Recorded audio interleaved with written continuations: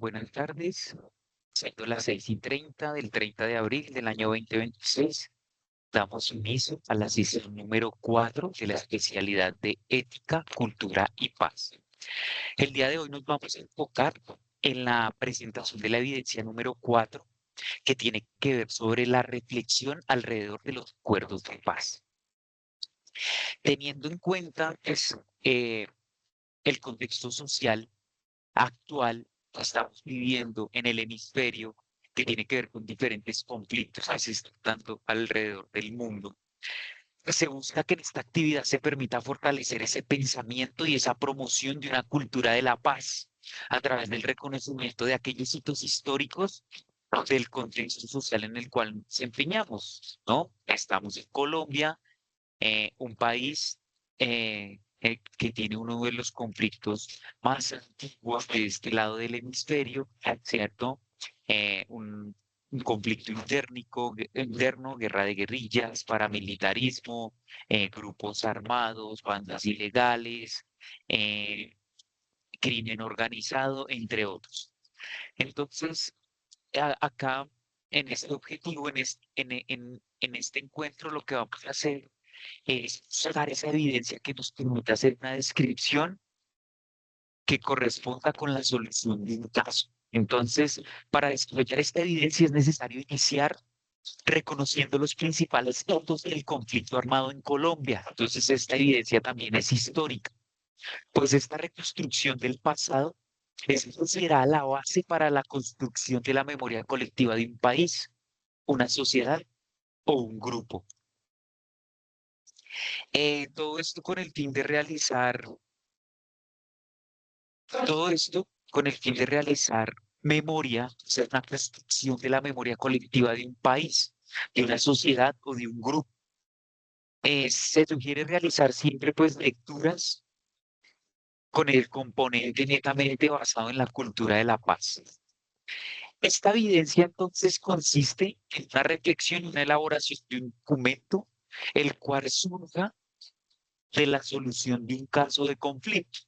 Entonces, Colombia no es el único país que ha vivido o vive un conflicto armado interno, ¿no?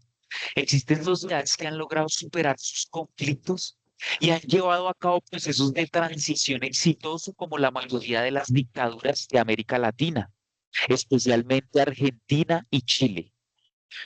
Países con conflictos internos muy fuertes como Sudáfrica o Alemania, de quienes se puede adquirir las buenas experiencias de los procesos que transforman el conflicto en paz y evitan al máximo los errores cometidos de ellos. O sea, conocer de otros conflictos, conocer de la forma en la que otros países, al igual que nosotros, han soportado guerras y han podido salir y llegar a la construcción de la paz, pues se puede aprender. Entonces, ¿qué ejemplo vamos a buscar, cierto? Pues vamos a buscar quiénes intervinieron en esos conflictos que van a ser objetos de análisis de lo que ustedes van a hacer. ¿Cuál fue su manera de actuar y de gestionar el conflicto? ¿Cuáles eran las intenciones o intereses? ¿Cuáles eran las condiciones o circunstancias políticas, económicas, sociales, culturales?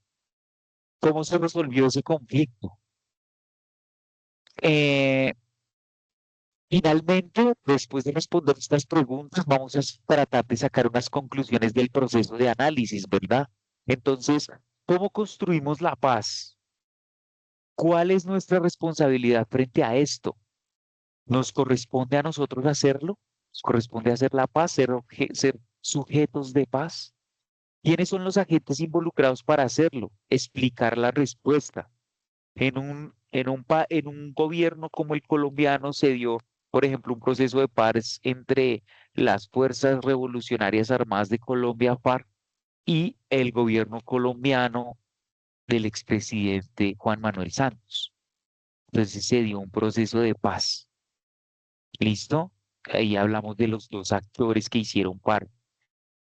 Eh, ¿Cuál es el compromiso frente a la realidad de Colombia? La última pregunta. Lineamientos de entrega, pues por favor. Eh, el producto de entrega puede ser un PDF de una extensión máxima de 8 páginas. Yo diría que pues podemos hacer menos siendo concisos. Acá les traigo un ejemplo de lo que se debe presentar. Entonces, un ejemplo es una reflexión sobre los acuerdos de paz. Entonces, una pequeña introducción. El ejemplo que yo les traigo es el conflicto armado en Colombia.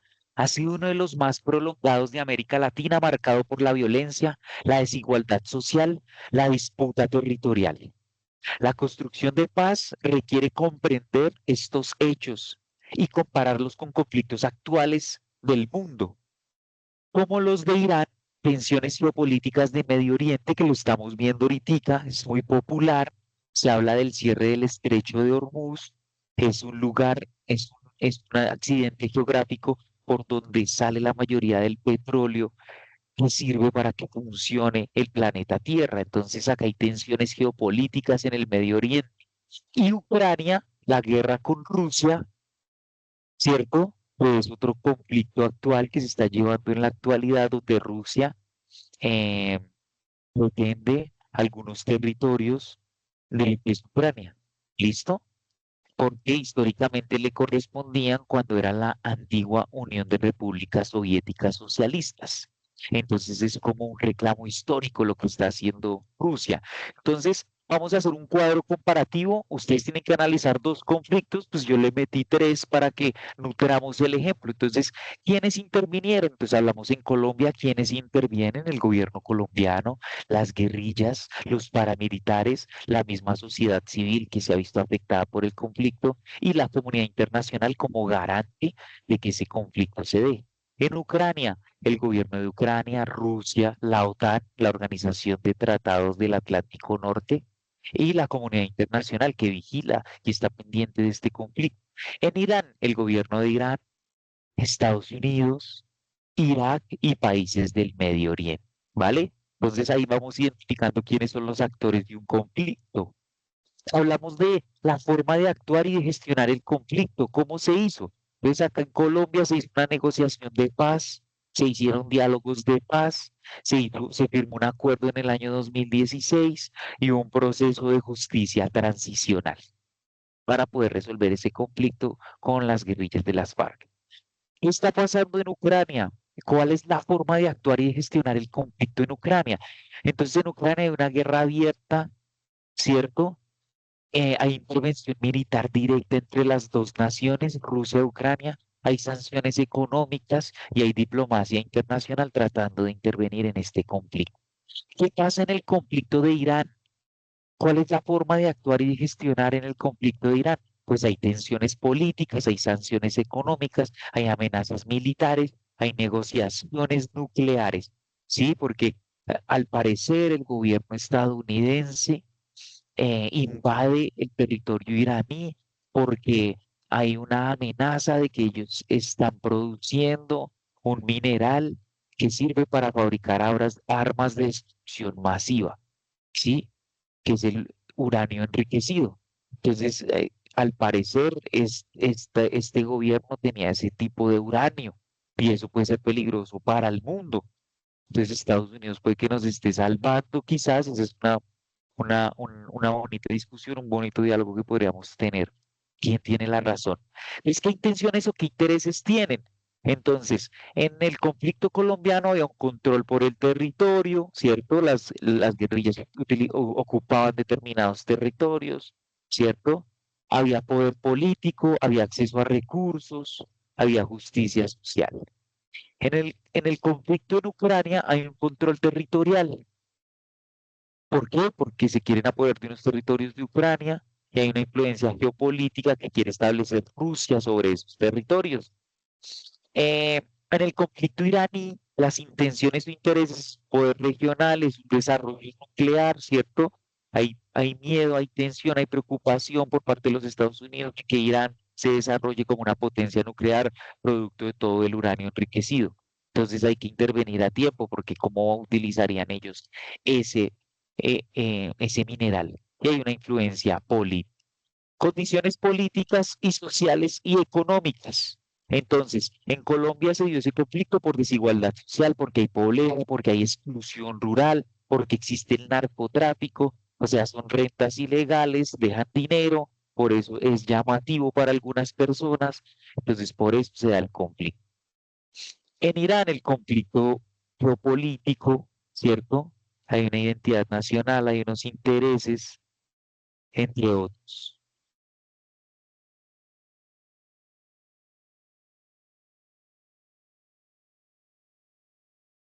¿Listo? ¿Y cómo se resolvió esta situación en cada uno de los conflictos?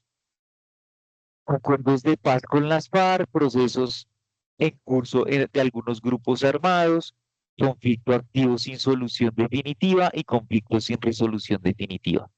Van a saber unas conclusiones, por favor. Entonces, las conclusiones es cómo construimos la paz.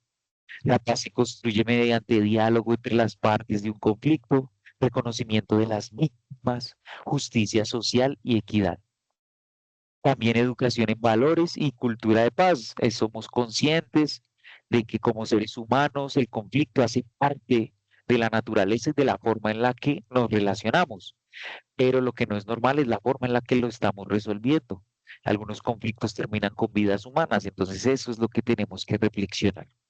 Colombia muestra que los acuerdos son posibles cuando existe voluntad política, mientras que Ucrania evidencia las consecuencias de no lograr acuerdos a tiempo. Entonces, las pérdidas humanas, las pérdidas de vida, las pérdidas de infraestructura, todo lo que deja una guerra y cómo lo gestiona cada país. Colombia que pudo llegar entre comillas, que ahorita el conflicto como que sigue igual, como que nada o nada mucho cambió, lo vemos por lo último que está pasando en nuestro país, ¿cierto? Y Ucrania pues no ha podido resolver su conflicto con la potencia rusa. ¿Cuál es nuestra responsabilidad frente a esto? Como seres humanos, como habitantes de una región, ¿verdad? Entonces, cada ciudadano tiene la responsabilidad de primero promover el respeto y la tolerancia dentro de sus pequeñas comunidades, dentro de la familia, rechazar cualquier forma de violencia, ¿cierto? Participar de procesos democráticos, ¿cierto? Ir a las urnas, tratar de tomar decisiones que beneficien a las mayorías con mi propio criterio, ¿no? Y informarse y apoyar sobre soluciones pacíficas. Y lo que estamos haciendo en este encuentro, que es formándonos. ¿Nos corresponde a nosotros hacerlo? Pues yo digo que sí. Y le respondemos ahí. La paz no depende solo del gobierno, sino también de toda la sociedad. Todos somos actores en la construcción de convivencia, todos somos actores en la construcción de paz. ¿Quiénes son los agentes involucrados? Pues el gobierno, los grupos armados, la ciudadanía, las organizaciones internacionales, los medios de comunicación. Todos, absolutamente todos, cumplen y cumplimos un papel clave en la construcción de la paz y de la reconciliación. ¿Listo? ¿Cuál es el compromiso frente a la realidad de Colombia? Nuestro compromiso es primero, pues promover el respeto y la convivencia pacífica, no contribuir a la violencia ni a la división, apoyar procesos de diálogo y reconciliación y ser agentes de cambio en un entorno social. Ya para irnos y para despedirnos, pues una reflexión final, ¿no? Comparar el conflicto colombiano con los de Ucrania e Irán demuestra que la guerra no es la única opción. Colombia avanzó gracias al diálogo, mientras que otros conflictos actuales evidencian las consecuencias de la falta de acuerdos. Esto resalta la importancia de construir una cultura de paz basada en la dignidad humana, en el entendimiento mutuo. Y acá en el entendimiento mutuo despidámonos con mucho que llamamos el perdón, la reconciliación, lo que en Colombia se llamó justicia transicional.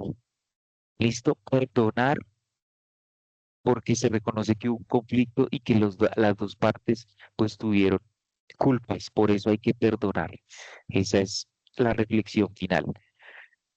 Por favor, alguna bibliografía de sus investigaciones y siendo las 6:44 del 30 de abril del 2026, damos por terminado la sesión número 4 sobre la evidencia de la resolución del estudio de caso.